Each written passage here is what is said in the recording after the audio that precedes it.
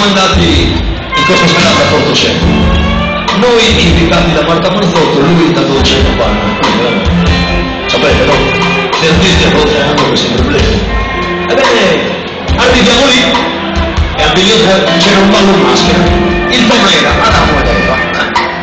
Arriviamo alle 5, gente normale, ci spogliamo una foglia di fico ed entriamo.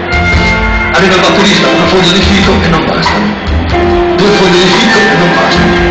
Finiscono le foglie e su va il film. Insomma, signori, non ci crede.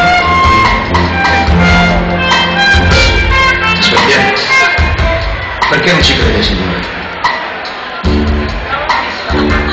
Perché? No.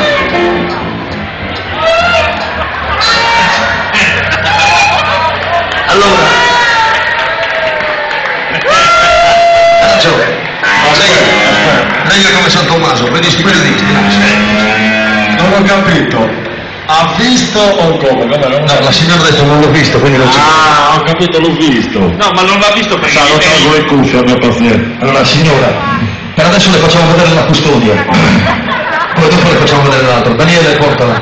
Daniele. E poi... Questa è la custodia di quando viaggia. Ci siamo?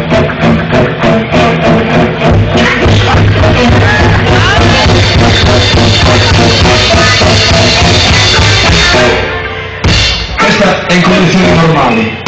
Quando sei in casa ce ne vogliono 2 custodi. Non si parlare, vedete. Vabbè, comunque, dopo la serata dietro il palco faremo vedere il tutto, non si più. Grazie. Non è la custodia, vabbè.